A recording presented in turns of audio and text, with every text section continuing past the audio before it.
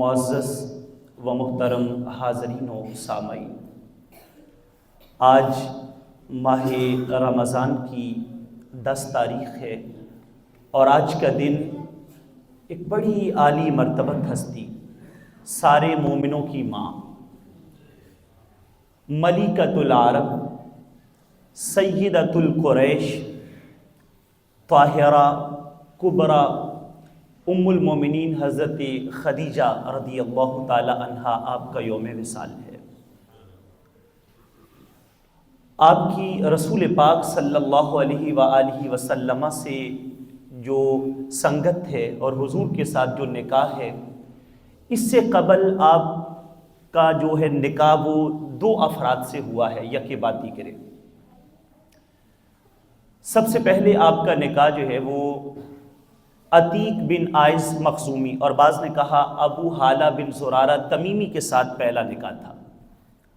اور ان سے 2 بیٹے ہند اور حالہ پیدا ہوئے، اور دونوں ہی پیارے آقا صلی اللہ علیہ وسلم کے صحابی بنے۔ دوسرا نکاح آپ کا عتیق بن عائز مخزومی کے ساتھ ہوا، جن سے ایک بیٹی جس کا نام ہند ہے ان کی ولادت ہوئی، اور یہ بھی آقا کونین صلی اللہ علیہ وسلم کی صحابیت میں آئی۔ ام المومنین خدیجۃ الکبریٰ رضی اللہ تعالی عنہا کے والد گرامی کا نام خویلد ہے اور آپ کی والدہ کا نام فاطمہ ہے۔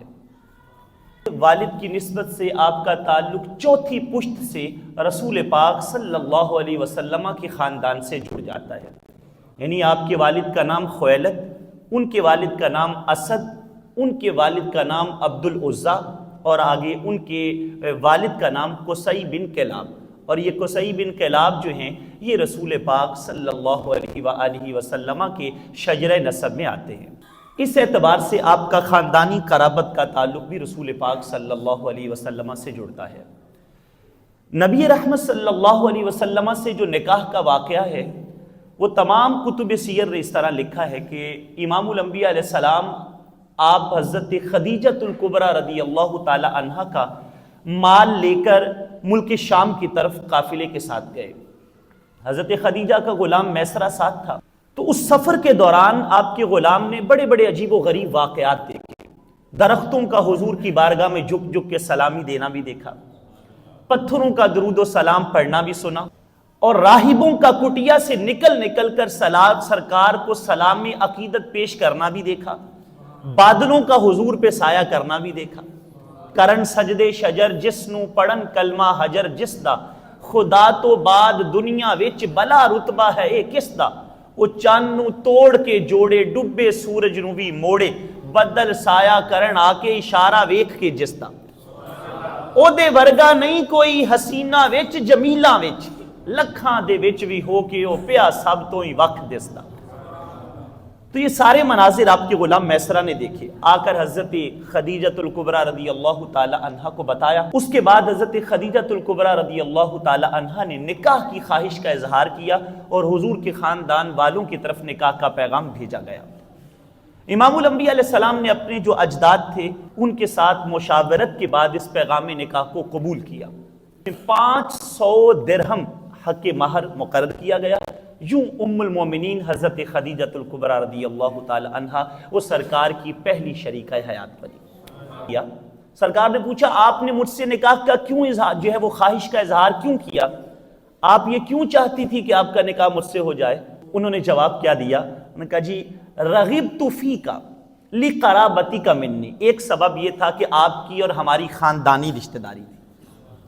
دوسری بات وشرفک فی قومک، دوسرا سبب یہ تھا کہ آپ کی پوری قوم میں آپ جیسا معزز اور کوئی نہیں تھا۔ اور تیسری چیز وَوَسِيطَتِكَ فِيهِمْ، اور اپنی قوم کے اندر آپ سب سے زیادہ اعتدال والے ہیں۔ اور چوتھی بات وَأَمَانَتِكَ عِنْدَهُمْ، اور پوری قوم کے اندر آپ سے زیادہ امانت دار کوئی نہیں۔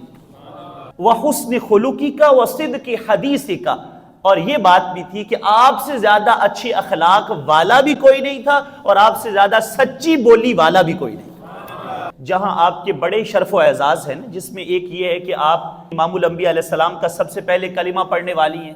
سرکار کی پہلی شریکہ حیات ہیں، پھر امام الانبیاء علیہ السلام کے ساتھ سب سے زیادہ رفاقت کا دورانیہ آپ کا رہا ہے 25 سال۔ آپ کے نکاح میں جب تک حضرت خدیجۃ الکبریٰ رہی ہیں حضور نے کوئی اور نکاح نہیں کیا۔ پھر یہ شرف و اعزاز بھی ہے کہ حضور کی ساری اولاد سوائے ایک بیٹے حضرت ابراہیم کے جو حضرت ماریہ قبطیہ کے بطن سے ہیں رضی اللہ تعالی عنہ، باقی ساری اولاد چاروں شہزادیاں بھی اور دونوں شہزادے بھی وہ حضرت خدیجۃ الکبریٰ رضی اللہ تعالی عنہ سے ہیں۔ تو انہی شرف و اعزاز میں ایک شرف و اعزاز امام بخاری لکھتے ہیں، فرماتے ہیں حضرت خدیجۃ الکبریٰ سرکار کی پہلی نعت خواں بھی ہیں۔ باب بدء الوحی کے اندر آپ نے یہ بات لکھی ہے، جب وحی کا آغاز ہوا تو حضور گھر تشریف لائے، اس غم کا اظہار کیا کہ لوگ بتوں کی پوجا چھوڑ کے اسلام کی طرف کیسے آئیں گے۔ تو ام المومنین سامنے بیٹھی اور بیٹھ کر حضور کی نعت پڑھی، حضور کو تسلی دی، کن کلمات کے ساتھ؟ واللہ لا یخزیک اللہ ابدا، محبوب آپ پریشان نہ ہوں، اللہ آپ کو کبھی بے آبرو نہیں ہونے دے گا۔ واللہ انک لتصل الرحیم، کیونکہ آپ تعلقات جوڑنے والے ہیں۔ وتصدق الحدیث، آپ سچی اور کھری بات کرنے والے ہیں۔ وتحمل الکلہ، جن کا کوئی بوجھ نہیں اٹھاتا آپ ان کا بوجھ اٹھانے والے ہیں۔ وتکسب المعدوم، جس کا کوئی کمانے والا نہیں حضور آپ اس کے کمانے والے ہیں۔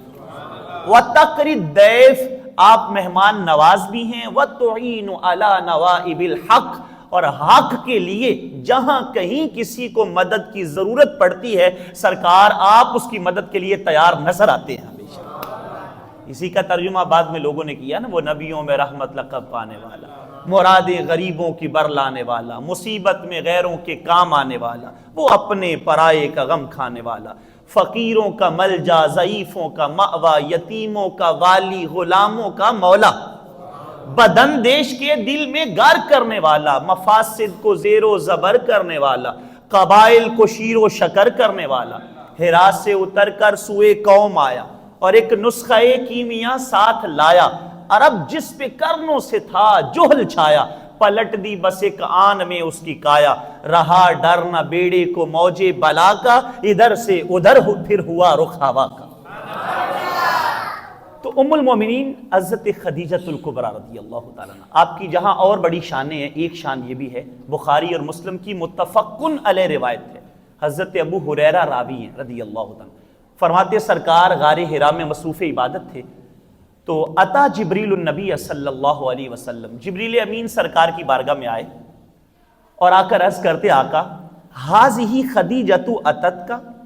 حضرت خدیجہ گھر سے آ رہی ہیں آپ کے پاس، قربان جائیں اس ہستی پر جو گھر سے چلتی ہیں سرکار کے پاس جانے کے لیے تو رب جبریل امین کو پہلے پیغام دے کر بھیج دیتا ہے۔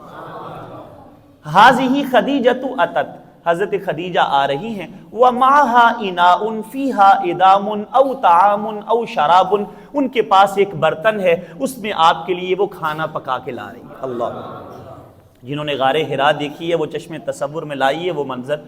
کتنی وہ بلندی ہے جہاں پہ حضرت خدیجۃ الکبریٰ سرکار کے لیے کھانا لے کے جاتے ہیں۔ تو پھر جبریل امین عرض کرتے ہیں آقا جب وہ آ جائیں فَإِذَا هِيَ أَتَتْكَ فَقْرَ عَلَيْهَا السَّلَامِ مِن رَبِّهَا وَمِنِّي، ان کو میرے رب کا بھی سلام کہہ دے میرا بھی سلام کہہ دے۔ وَبَشِّرْهَا بِبَيْتٍ فِي الْجَنَّةِ مِن قَصَبٍ لَا صَخَبَ فِيهَا وَلَا نَصَبٍ، اور جنت کے اندر ان کو موتیوں کے بنے ہوئے محل کی بشارت دے دیں جو رب نے ان کے لیے تیار کروا دی ہے، اس میں شور بھی نہیں ہے اس میں تھکن بھی کوئی نہیں ہے۔ امام الانبیاء علیہ السلام نے یہ بھی ارشاد فرمایا، جامع ترمذی میں ہے، حضرت انس بن مالک راوی ہیں، امام الانبیاء علیہ السلام نے فرمایا حسبک من نساء العالمین، فرمایا زمانے کی 4 عورتوں کا جوڑ کوئی نہیں ہے۔ مریم بنت عمران، ایک حضرت مریم بنت عمران، دوسری خاتون خدیجہ بنت خویلد، خدیجہ بنت خویلد رضی اللہ تعالی عنہ، تیسری خاتون فاطمہ بنت محمد صلی اللہ علیہ وسلم، اور چوتھی خاتون آسیہ امرأۃ فرعون، فرعون کی بیوی آسیہ۔ اور میں وہ 4 عورتیں زمانے میں جن کا جوڑ نہیں ہے، یہ 4 عورتیں وہ ہیں۔ جب آپ کا وصال ہو گیا نا تو سرکار پھر بھی آپ کو بڑا یاد کرتے تھے۔ حضرت عائشہ صدیقہ رضی اللہ تعالی عنہ فرماتی ہیں جب بھی گھر میں کوئی کھانا پکتا سرکار فرماتے اذهبوا بها الى فلانا فانها كانت صدیقۃ خدیجہ، فلاں عورت کی طرف بھیج دینا وہ خدیجہ کی سہیلی ہے۔ اذهبوا به الى فلانا فانها كانت تحب خدیجہ، فلاں کی طرف بھیجنا، وہ خدیجہ سے بڑا پیار کرتی تھی۔ اور ام المومنین عائشہ صدیقہ فرماتی ایک دن تو وہ بھی آیا سرکار کی بارگاہ میں، حضرت خدیجہ کی ایک بہن ہے حالہ بنت خویلد،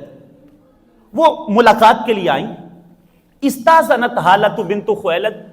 فعرف رسول اللہ صلی اللہ علیہ وسلم استئذان خدیجہ فرتع لذلک، سرکار کو حضرت حالہ کی آواز سن کے تو حضرت خدیجہ کی آواز یاد آ گئی، آپ کی آنکھوں میں اشک آ گئے، آپ روئے۔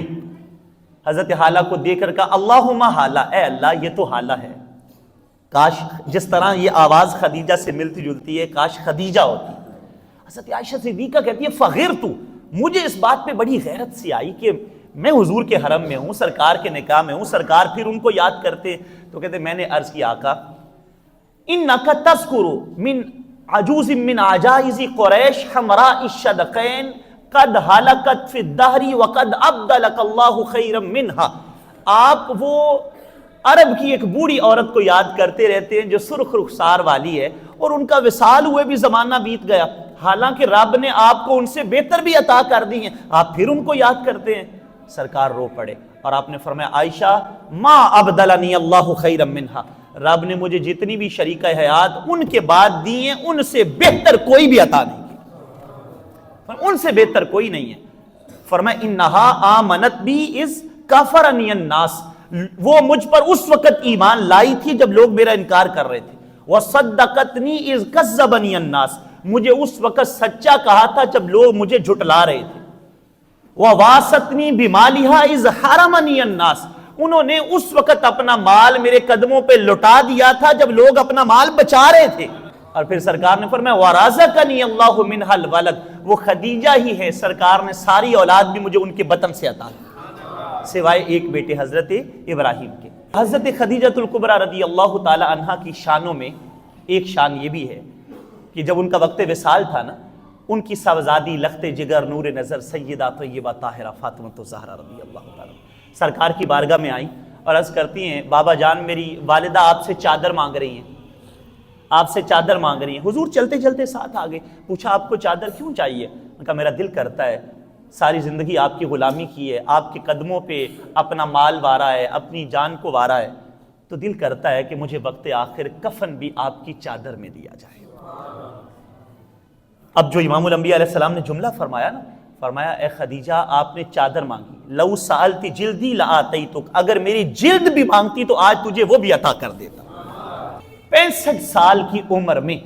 25 سال سرکار کی رفاقت میں گزار کر مکہ المکرمہ کے اندر حضرت خدیجۃ الکبریٰ رضی اللہ تعالی عنہا کا وصال ہوتا ہے نبوت کے 10ویں سال۔ اس وقت نماز جنازہ بھی مشروع نہیں تھی، سرکار خود ان کی قبر میں اترے، ان کی قبر کو اپنے وجود اقدس سے برکتیں دی، اپنی چادر میں ان کو کفن دیا، اللہ اکبر، خود ان کو ان کی لحد میں اتارا، اور امام الانبیاء علیہ السلام نے ان کے وصال کے سال کو عام الحزن یعنی غم کا سال قرار دیا۔ یہ حضرت خدیجۃ الکبریٰ رضی اللہ تعالی عنہا کے ساتھ حضور کی محبت ہے۔ کوہ حجون مکہ المکرمہ جنت المعلا کے قبرستان کے اندر آپ کو دفن کیا گیا۔ اللہ تعالیٰ کروڑوں رحمتیں آپ کی قبر انور پر نازل فرمائے، اور آپ کے صدقے سے کائنات کی جتنے لوگ کائنات کے جن کی مائیں دنیا سے چلی گئی، اللہ ان کی قبروں کو بھی ٹھنڈا فرمائے۔